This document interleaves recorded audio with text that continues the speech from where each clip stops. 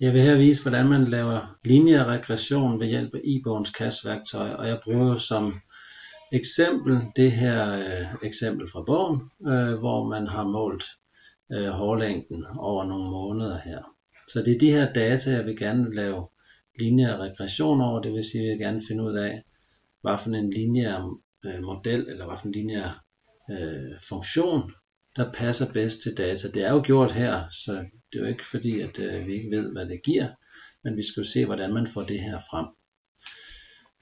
Det man gør, det er, at man går ind i ibogens værktøjer.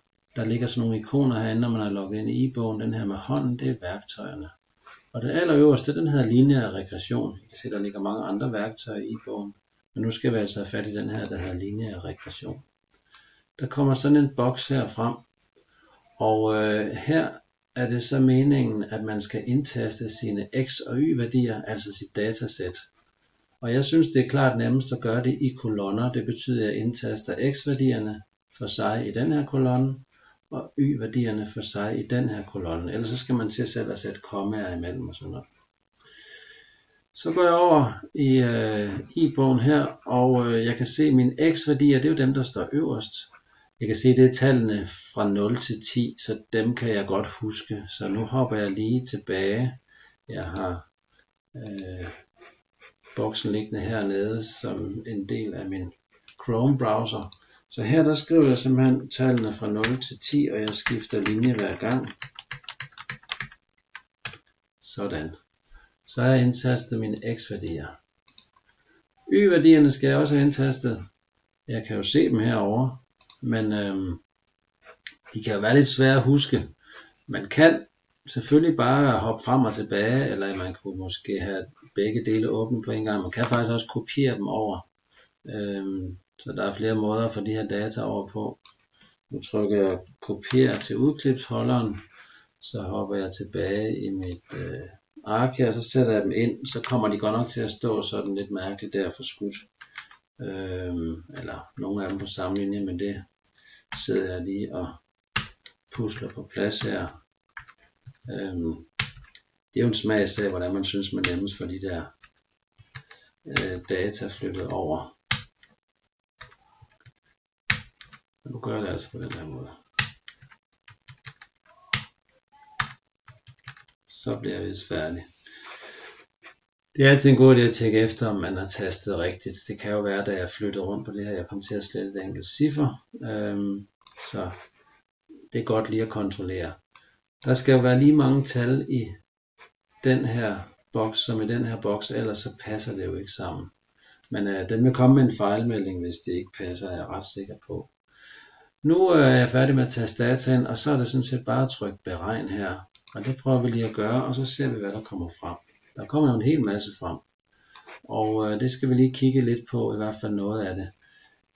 Her har jeg mit koordinatsystem med punkterne, og jeg synes, det er forvirrende med de der punktnavne. Så den fjerner jeg lige, så kan jeg bare se punkterne her som prikker. Og det skulle jo gerne ligne nogenlunde det, vi havde i ibogen herovre. Og det gør det jo også. Det er nogle lidt andre enheder på akserne, derfor er det måske ikke lige så stejlt eller mere stejlt. Men ellers så er det mere eller mindre det samme billede, vi har fået frem her.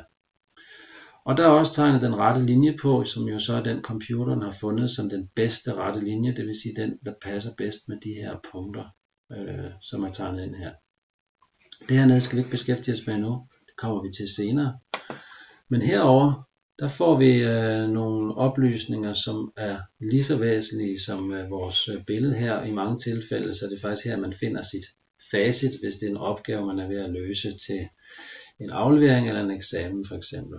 Her står nemlig, hvad for en A-værdi og hvad for en B-værdi modellen har fundet, eller computeren har fundet til os.